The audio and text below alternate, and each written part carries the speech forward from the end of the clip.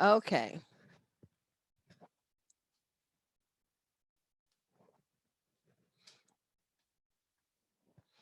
All right. We are finally on the air. Man, the struggles of using Zoom is kind of interesting. Um, Let me get this finish setting this up. Hey, everybody. Welcome to the Friday, February 14th show. Debruary video every day. We're on the day 14, which of course, the 14th day of the month.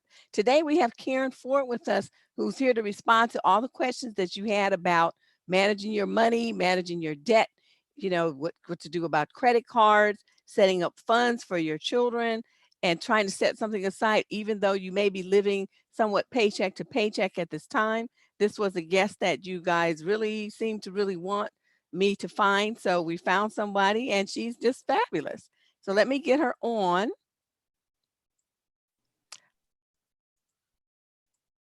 Hey there, Karen. What's going Hello on? there. Hey, Deborah, how are you doing? I'm just fine. I'm so glad you could be with us today. Oh, it's So my pleasure. I'm happy to be with you.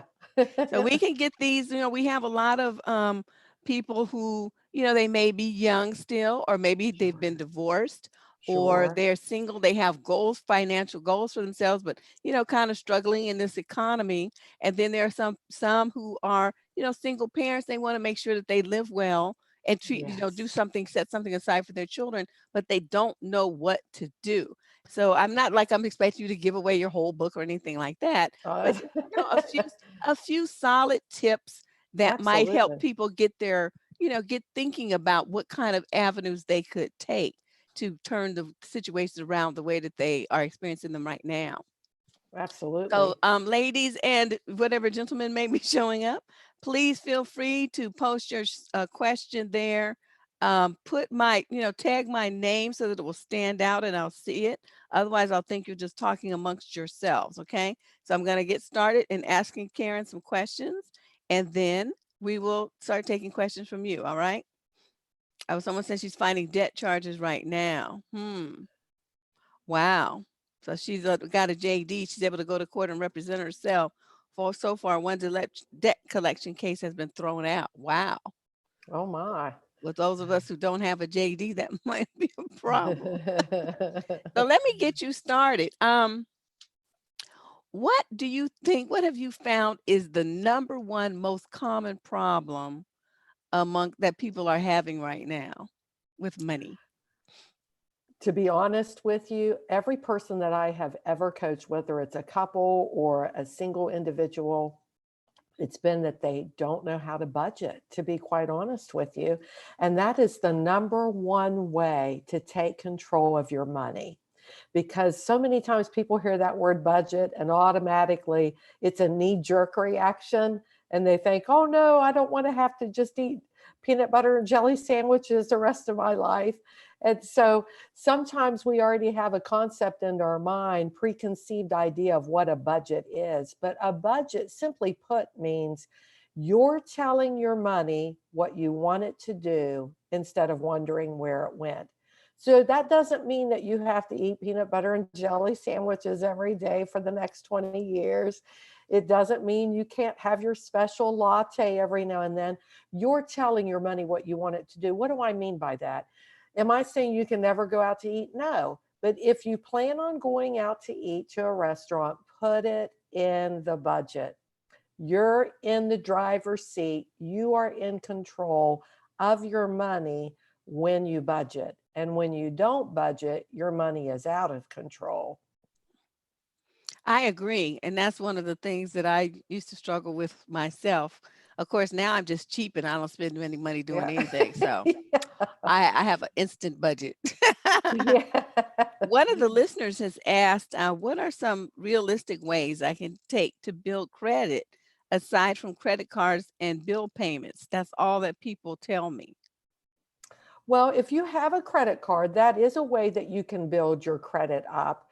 What I find sometimes with individuals, if they don't know themselves very well and they start trying to build their credit up and they end up with 3, 4, 5 credit cards and a car loan, anytime that you utilize a monthly payment whether it's a mortgage, a car loan, student loan, or credit cards.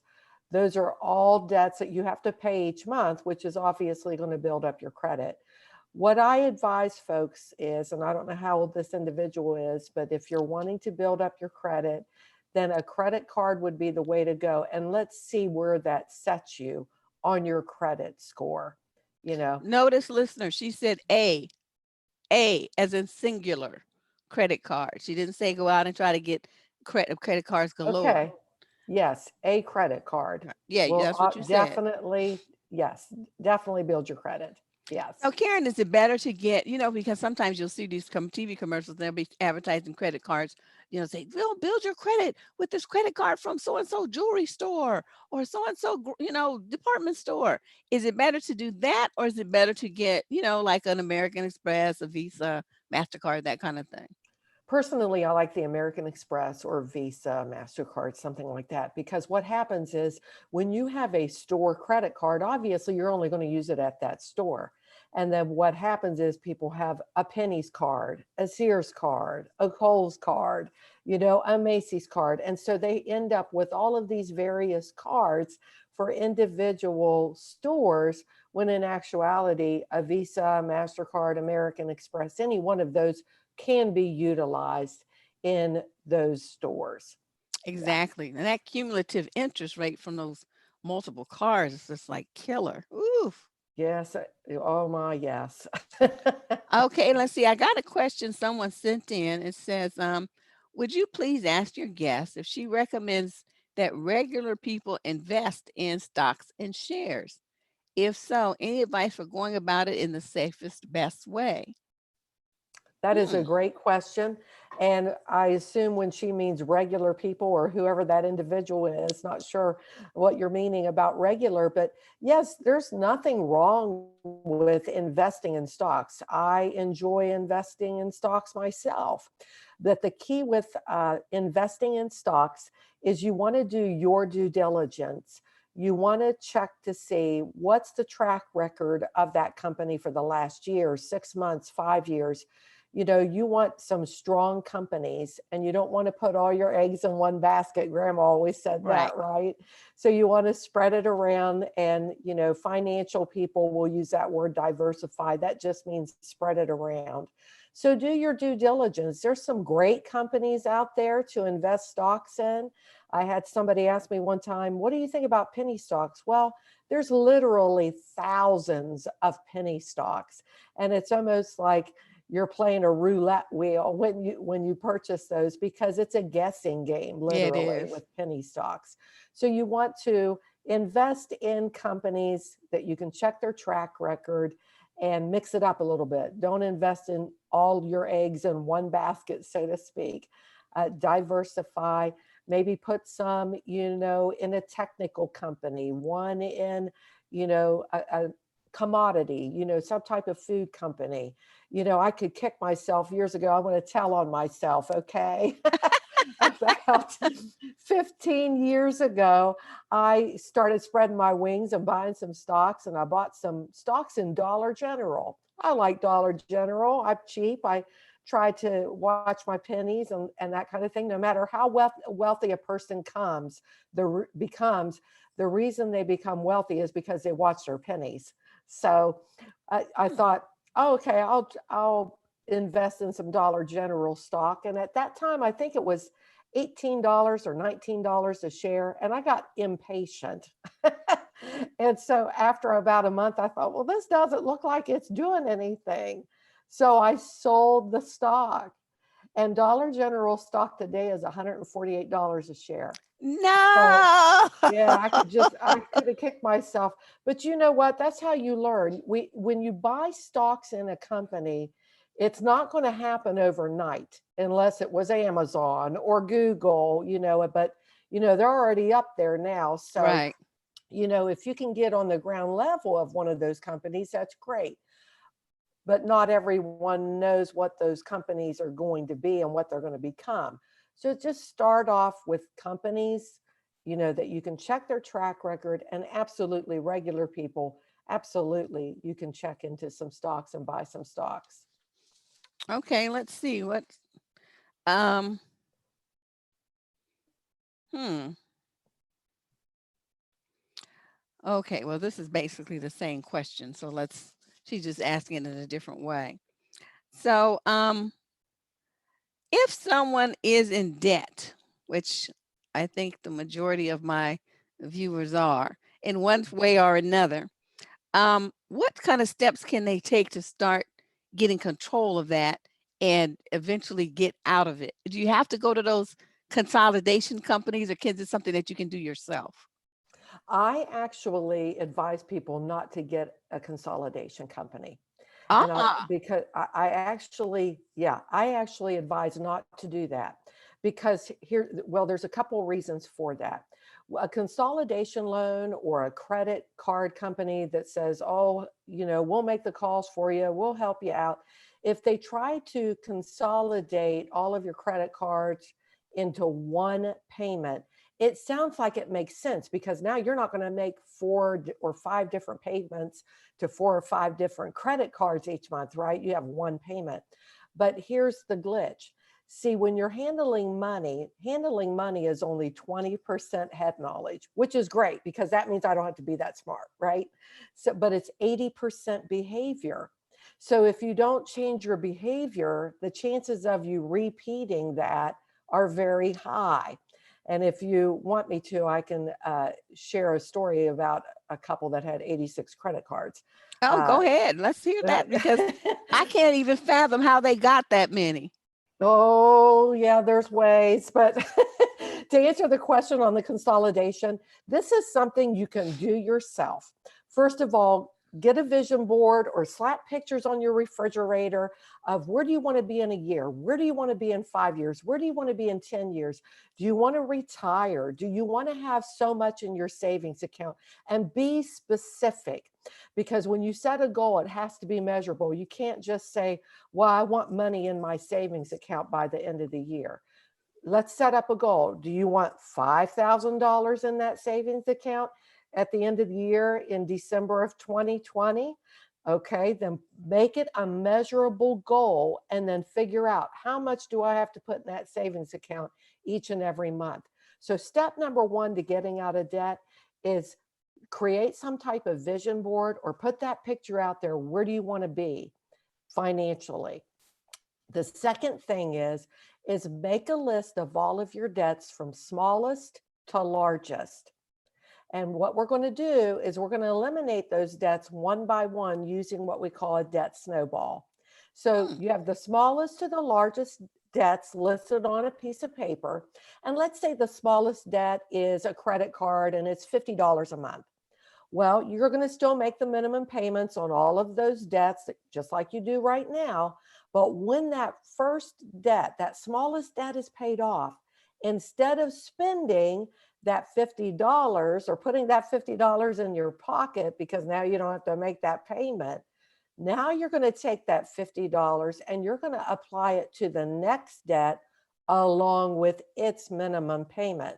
So let's say the next debt is another credit card that's $50 a month. You eliminated the first one, which was $50 a month. Now you're going to pay $100 a month on that credit card. And when it's annihilated, let's say the next debt is a car payment. Let's say your car payment is $350 a month. You annihilated the first debt and the second debt. So now you got an extra $100. You're going to take that $100 and you're going to add it to that $350 car payment. Now you're going to pay $450 a month on that car payment until it's gone. And that's why we call it a debt snowball, because it builds momentum. And the reason why we want to start with the smallest debt first is because you need to have a quick win under your belt, because we're creatures of habit. We are not patient people. And Yeah. if we see, oh, this is not happening, then we don't want to stick with it. So this way, when you see that first debt gone, you feel good about yourself. You're thinking, oh, hey, I can do this. And then you just stick with it. But Someone yes, here is testifying that your method works. She says, yes, the snowball method does work. I have only 3 large debts after having 15 credit cards. I'm not ever doing that again. That is awesome. See, she's already made up her mind, or he's already made up his mind not to do that again. So they have changed their behavior. And that's the key when it comes to handling money. Whether you're wanting to build wealth, whether you're wanting to demolish debt, whether you're wanting to take greater control of your money, it all begins with changing your behavior. Here, can I tell you a story, give you an example? Sure. All of us have kids, right? We love our kids and we would do just about anything for our kids, right? So let's just say for a moment that there was a deadly virus going on in the world today, and to save the life of your child, you have to buy this really expensive vaccine that's, $1,000 to save the life of your child. Well, here's the glitch. You can't use any money that you have presently saved up to buy the vaccine, and you can't go into debt to buy that vaccine. You have to start saving for that vaccine to save the life of your child. You have to start saving up for it right now. How many of you would automatically begin saving right now and doing whatever it is you needed to do? You might give up that latte. You might give up whatever it is you need to give up to buy that vaccine to save the life of your child. See, if we can change our behavior, and see, we're willing to do it when we see a goal in mind. So we see, oh man, I don't want to see my kid end up with this horrible virus. I'm going to do what I need to do to save that money up, right? So that's the mindset that we have to do. We can change our behavior. And if we can change our behavior, then we can set ourselves up for a great financial future. I have a question myself that's been kind of interesting because I've been talking to some friends, and I wanted to get your opinion about buying a new car. Now, Okay. some people they have to get like the spanking brand new, less than 10 miles vehicle. And then my method is to always get a car that's 2 or 3 years old with good service records. And some people, of course, get a car that's older than that because that's what they can afford. But if you can afford one that's 2 or 3 years old versus one that's brand new, which makes the best financial sense as far as, utilization of your money and depreciation of the vehicle and all those kind of factors? Deborah, that is a great question, and you hit the hammer on the head. It's better to buy a car that's 2 or 3 years old rather than buying a brand new vehicle. Why? Because a brand new vehicle is going to depreciate 30 to 35% within the first 2 years. Let somebody else take that depreciating value on that vehicle, because if you buy a vehicle off the lot that's 2 or 3 years old, right? It's still going to have a warranty on it, and it's still going to have that new car smell, right? And then you're not having to take that depreciation. I've heard people say, well, you can get a good deal on a new car. No, you can't, because it doesn't matter what the salesperson says. If they say, we'll give you 3,000 off or 4,000, it's still not a good deal, because you're still going to take a great loss, a great depreciating value on that vehicle. So it's really better to get a vehicle a year old, 2 years old, 3 years old. It's still going to have a warranty. And you can be very specific. You can say low miles. I mean, I know somebody that trades their car every 2 years, like clockwork. So when they trade it, there's only 20 or 30,000 miles on that vehicle. They didn't drive it very far. So somebody's going to get a great deal when they purchase that car off that lot, because it doesn't have that many miles on it. Okay, that was a discussion that we were having because um, people just want to go and do that and have this brand new car with no license plates, and it's this this great feeling and all that, and I understand that, but at some point, there has to be a factor in there, and I didn't know how to explain it, but thank you. That You're makes a lot of very sense. welcome. That makes a Yes. lot of sense. Now let's talk about you talking about mindset. Um, what kind of mindset should people have about money? Because I think a lot of people, as you're growing up, it's kind of thing like you learn about investments, you learn about handling money and being responsible from what you see with your parents. And if you don't see that, then how would you learn it? And if you haven't seen it yourself, how would you teach it to your children? Do you have some ideas for how parents can get their children started thinking financially responsibly about money as at an early age? Oh boy, I'm so glad you asked that question. I got a lot to say about that. Listen, it doesn't matter if your kids are grown or if they're small, but the sooner that you can start teaching them about money, even as early as 3 or 4 years old, we're not going to talk about a checking account. We're not going to talk about things they can't understand. We're going to speak to them on their level. So the first thing I want to say is, don't pay your kids an allowance. Pay them a commission. Why? Because you want to attach work with money. Work Mhm. with money. And so if we want our adult children to not expect things are just going to be handed to them, and that might almost sound like a harsh statement, but, and I'm not saying all of society or culture in that age group is like that, but it seems like No, I some agree with you. I have younger never folks, seen it. I have never seen such yes, senses of entitlement in my life. yes, So I'm yes. with you. And and it's not always the parents' blame. I don't want to even shift any blame on anyone, but let's look at it like this. If you have children at home, because of course our kids are grown, but if they were part of the Ford home, that's my last name, there's going to be some expectations that they do in the Ford home because you're part of this family, that you're not going to get paid for. You're going to make your bed every day. You're going to clean your room. You're going to help do dishes or help load the dishwasher, whatever the case may be. Each family may be different on what they decide what those chores are or those tasks.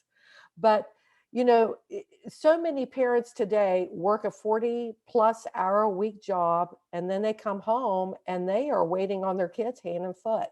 The kids are on the iPad or on their iPhone or on the computer. I have nothing against that, but dishes need to be done. The grass needs mowed. The vacuuming needs done. Hey, they live in the house, right? So we could say, a 4-year-old, you could say, listen, mommy's going to have you fold these washcloths, and I'm going to give you 50 cents for folding these washcloths. You can start teaching children as young as 4. Is it going to be perfect when they fold those washcloths? No. But the concept is, you're not just giving them an allowance just because they're breathing. You're attaching work with money, and it actually builds their self-esteem up. You might hand them 5 washcloths and say, fold these washcloths and I'm going to give you 50 cents or whatever the task may be. Oh, good job. Now mommy's going to pay you, right? So now they're thinking, okay, money for work, right? A 16-year-old, wash the car, wax the car, and vacuum out the inside of the car. I'm going to pay you $20, whatever it is you decide. But there should be chores or duties in the home that kids should do that they don't get paid for simply because they're part of your family. And then you can attach work with money. And so parents, start teaching your kids now, however they can understand the concept of it. Gotcha. A 16-year-old, you can start teaching them about a checking account. When you're 12, you can open a savings account for them. But visual aids are great for children. 3 jars, spend, save, give. See-through jars or those big plastic Cheeto containers, rip the label off and print those, and then wad up the dollar bills, wad them up and put them in those jars so they can see it growing, or the coins or what have you. And then they learn, you know what? I'm not going to spend all of it. I'll put some in the spend jar, some in the give jar, and some in the save jar. So you're already teaching them, we don't spend everything we make. We save some too, and we give some too. Does that make How can sense? people? Oh, I love it because that's Okay. how our parents did. My brothers and I. There are some people who don't. Their children have no chores, and I just don't understand what in the world they're thinking. And then there are others who feel like they have to, if they ask the children to do anything, that they have to pay them for it. I'm like, no, they ate off those dishes and they walk on those floors and they use that bathroom and they, all these things just like you do. Are you getting paid to do them? Well, then they don't get paid to do them either. But Right. yeah, I like the idea about, the car washing and stuff, Yeah. extra things, Yeah. extra. And you can actually help prevent that entitlement mentality. You can actually help prevent that or curb if it's already in your kids, you can nip it in the bud by saying, I'm sorry, maybe I didn't do right, but we're going to do right now.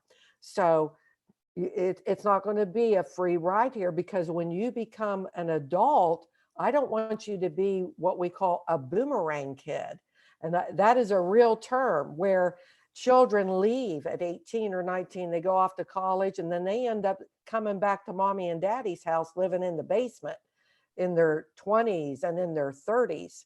In fact, a recent study showed 31%, no, that's incorrect, 16% of adult males ages 24 to 31 live at home. That's what we call boomerang kids, because they discover, oh, I can't make it. This is not a free ride out here.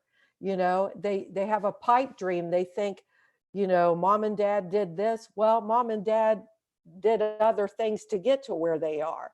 I've met lots of 20-year-olds that have a beautiful brand new home with 2 mortgages on it. They've got 2 car payments. They've got credit cards maxed out. They have 2.5 kids. Don't know how that happens. But it creates a lot of stress. And the reason they did and went into all that debt is because they want to live the lifestyle that their mom and dad presently live. Here's the problem. It took your mom and dad to get to that lifestyle 20 to 25 years. They didn't Right. live that lifestyle when they started out. And so a lot of these younger kids or younger generation want that lifestyle right now. And there's certainly nothing wrong with wanting that lifestyle right now, but can you afford it? And if you can't afford it, you're really going to have some stress in your life if you're going into debt over it. What do you have to say about, and of course, this is a slightly different issue, but there, speaking of Boomerang, it just reminded me how many people I know and these are tend to be sons. They've Right. never left home, and their parents are supporting them. They work like a part-time little Mickey Mouse job if they have a job at all.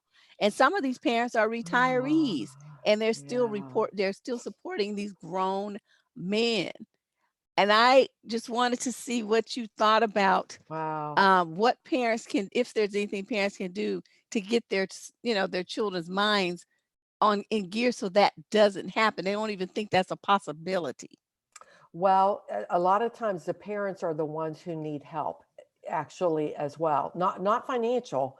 They need emotional help, because what happens sometimes is I can say you need to have a sit down with your adult child that's living at home and say, look, you have 30 days to move out.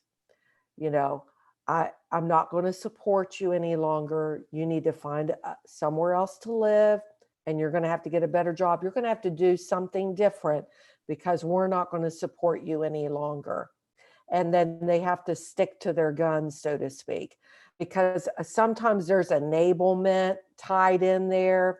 If they've lived there that long, I don't know how long they've lived there. Each situation may be a little bit different, but the parents, I'm not blaming either one. I'm just saying sometimes the parents really just have to put their foot down.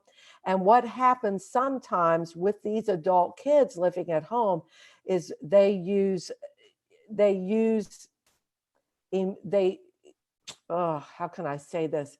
They hold their parents emotionally hostage by Oh, saying, well, what am I going to do? I don't have any place to go.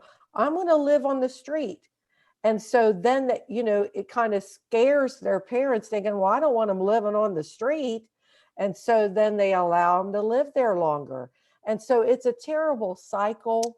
Obviously, adult children, if they keep living with their parents, they know how to. I'm not saying in every case they're manipulating, but sometimes they manipulate. Sometimes they're holding their parents hostage emotionally. And if these adult children that have kids, some of them have kids, so the parents have their child and grandkids living with them. Yeah, And one of the so, listeners just posted that, and she said, several of my grandparents' children are Boomerang kids. Two of my aunts and their grown children, grown now, live at my grandmother's house. My mom lives with me. She was also at my grandmother's before she moved in with me. wow, see, that's really unfortunate. The one, the grandma or the mom, the one who's in the house kind of enabling that, it actually has to start with them, because the kids and the grandkids, they're not going to they're not willingly going to move out. Well, they've got it made. Somebody else is providing them food, shelter, and many times everything else that they're needing or wanting. And so it really has to start with that grandparent or that parent, whatever the case may be, that is the owner of that home, and these other people are living with them. And sometimes it really takes, other people rallying around them to help them emotionally, because it really will, in some cases, really cause a toll on them emotionally when they have to sit down and say, you got to move out. You Yeah, I know, don't I don't have that issue. I You don't know, have that I issue told my daughter, either. "You're at this age and this and that, you got a job now. Get out." Yeah, Just right. Yeah, I like mean, that. it's sometimes you just have to say it like that, to be honest with you. I'm so grateful. My mom and dad, I'm one of 7 children. And typically you don't see large families like that today, but they taught us, oh, you're going to do this. I can remember when I turned 16, my dad said, I want you to go out there to that restaurant and put in an application. And I said, you do? And he said, yeah. He said, you're going to work part-time even while you're in high school. And I said, okay. So I did, and they hired me. I mean, it was no free ride. We had our own chores that we did. And yeah, so And I'm look at you grateful. now, And look at this me now. this stellar citizen.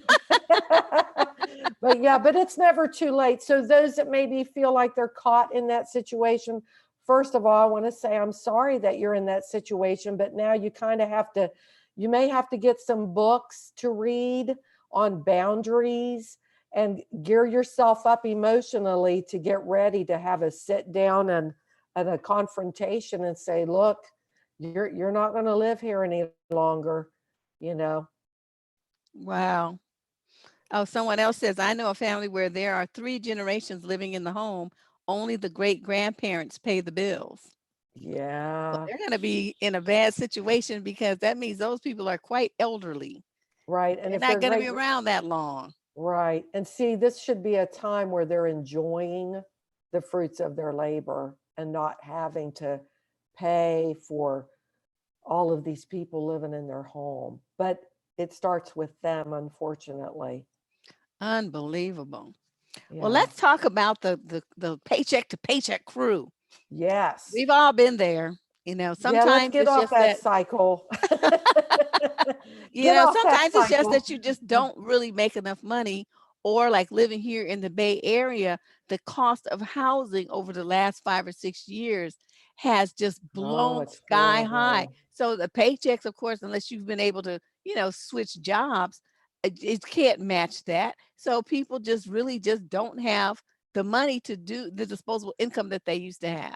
So what Right. are some tips and techniques? Okay, you did mention budgeting. I'm assuming that's part of it, but is there anything else that people can do? Yes. Well, if budget is the number one way. And some people say, "Well, I don't have anything to cut. I don't have anything." Yeah, you probably do. Sit down and look and see how much you're spending on food each month. How often do you go out to eat? I'm not saying that you can't do that, but look at the numbers.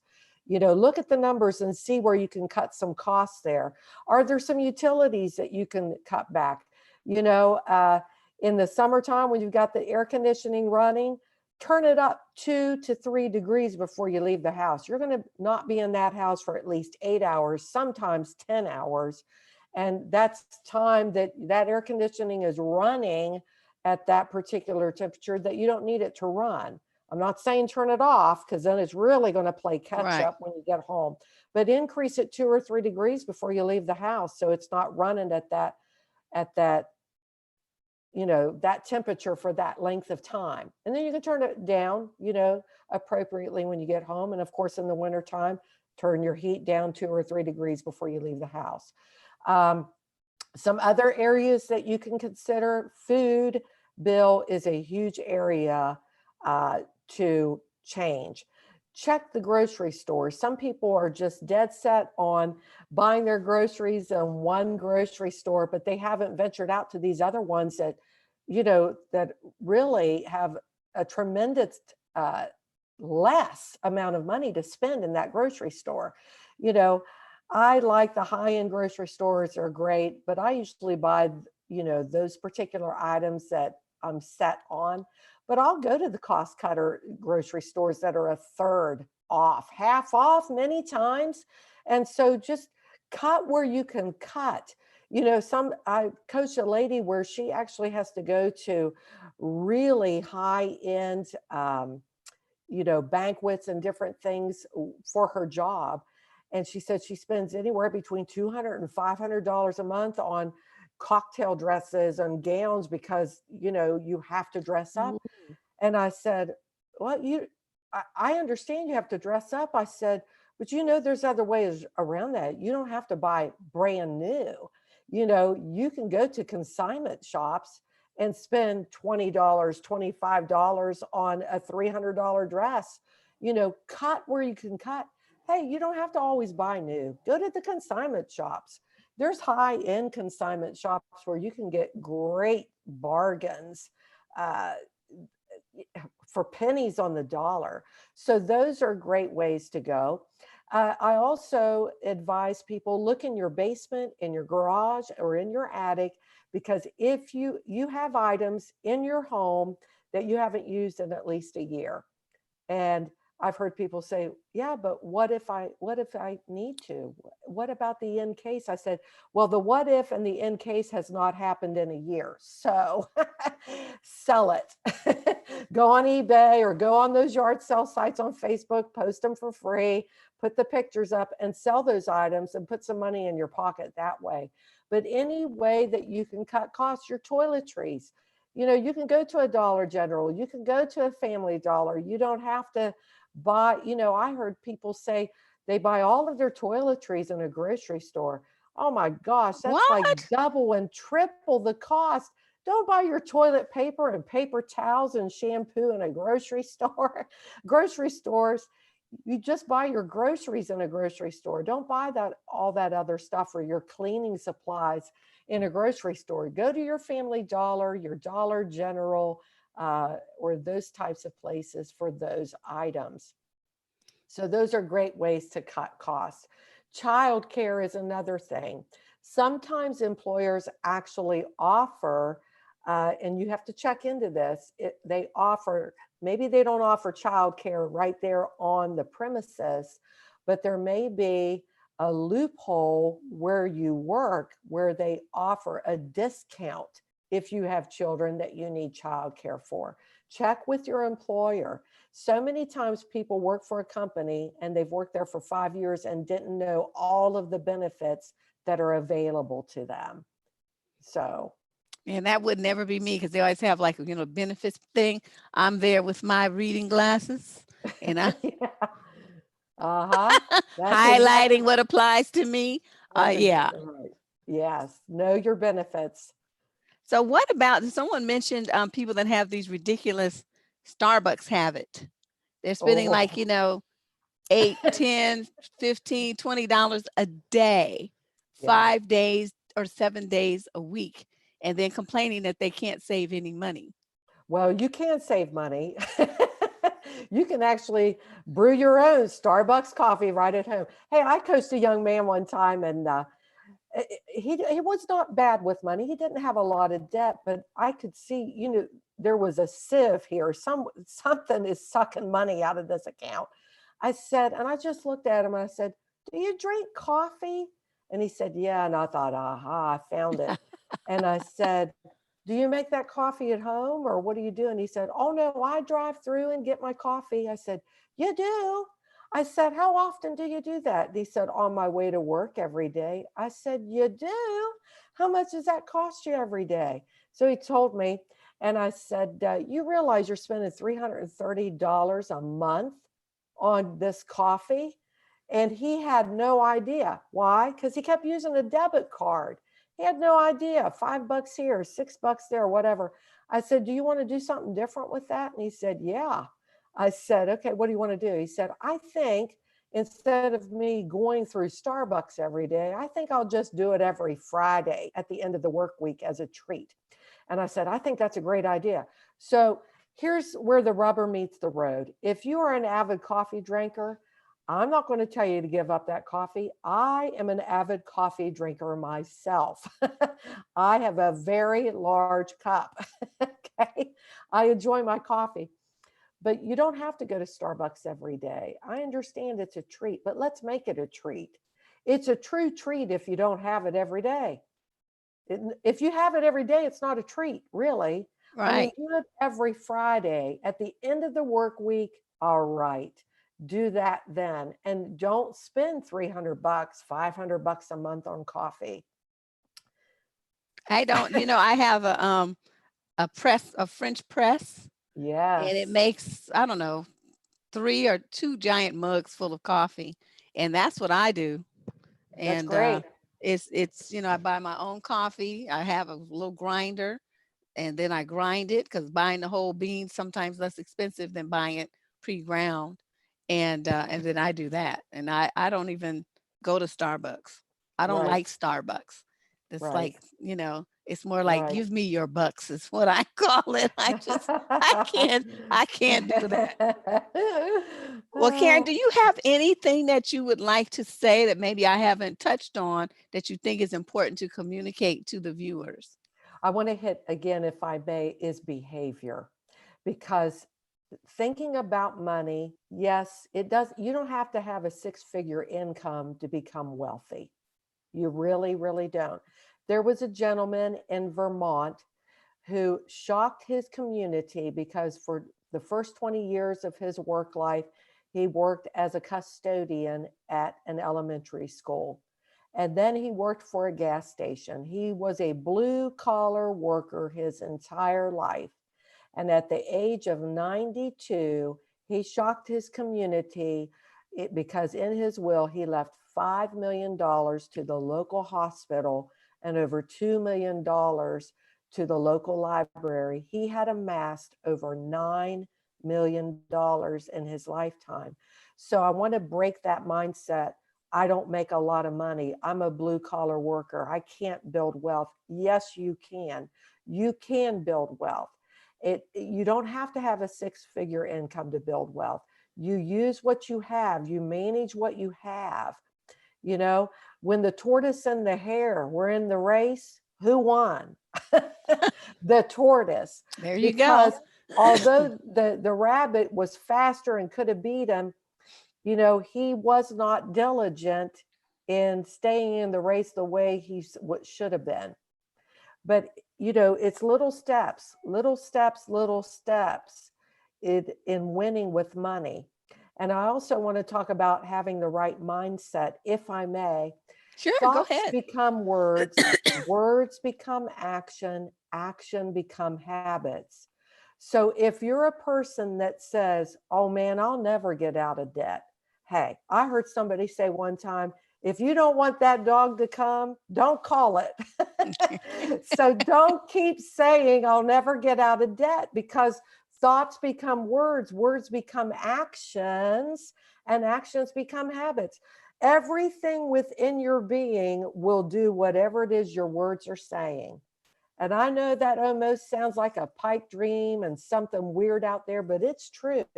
So catch yourself in what you're saying because words are powerful. Start saying, oh, it's easy to get out of debt. I'm wealthy. Start saying it, because everything within your being will start moving towards those words that you're speaking, and automatically. So start believing in yourself. Start believing, I can get out of debt. I am a wealth builder. I'm wealthy.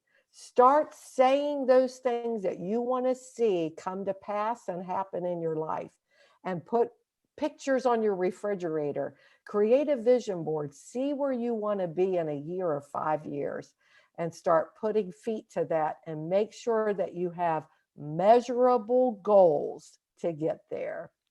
Oh, this is so excellent. This is it. As someone says in the chat room, there it is. Thank you. Well, Karen, let the viewers and listeners know where they can find you to get more information, and in case they have questions or want to, interact with you.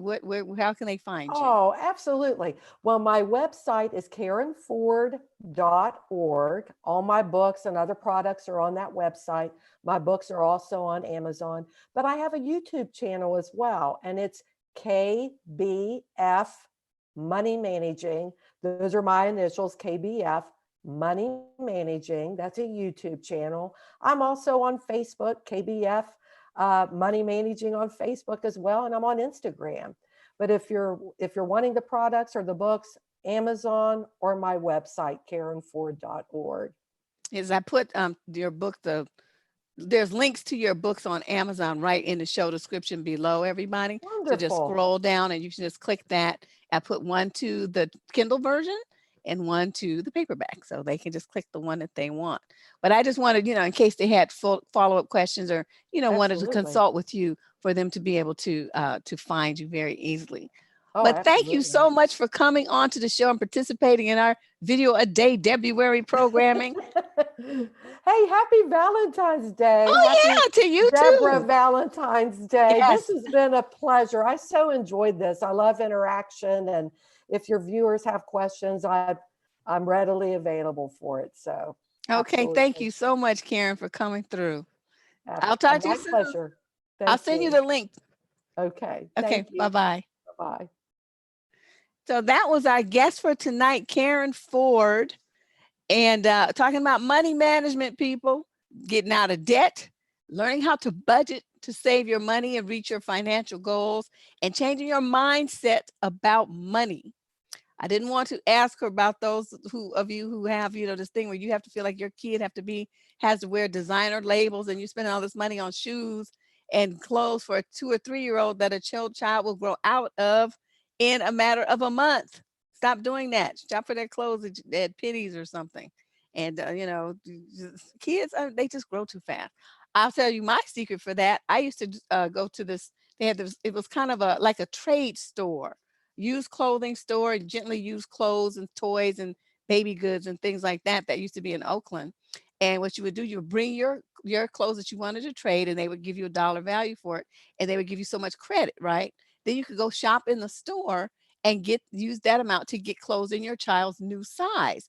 It worked great. I saved so much money. That's when she was little, and the clothes were cute. It was in a part of Oakland that was like, pretty ritzy. So the clothes there were very, upscale and designer, and, like the little kitty labels and stuff I could not afford to buy. But she was able to wear them because of this setup that I found. And so if there's something like that around in your city and you have a couple of children, I highly recommend it. I just had the one, and it just saved us hundreds and hundreds of dollars every quarter. It was just unbelievable. I didn't get her shoes there, but I did get all her clothes, little jackets, little summer outfits, all kinds of stuff there. And it worked out great. Thank you, everyone. And I'm glad that you enjoyed it. This was a suggestion that came in from several of you when we were looking for topics for February. Several of you wanted someone to come in and talk about money. So, boop, there it is. Now, we'll be on tomorrow. I have a woman who's going to be talking about going from, what do we call it? Well, anyway, she's going to be talking about building your self-esteem and getting yourself, getting your mind right so that you feel better about yourself. And then on Sunday, we're going to have a guy that's going to be doing energy healing. and there'll be opportunities for several of you to get a free mini reading with him. There's information in the show description below. His name is Mark Hernandez.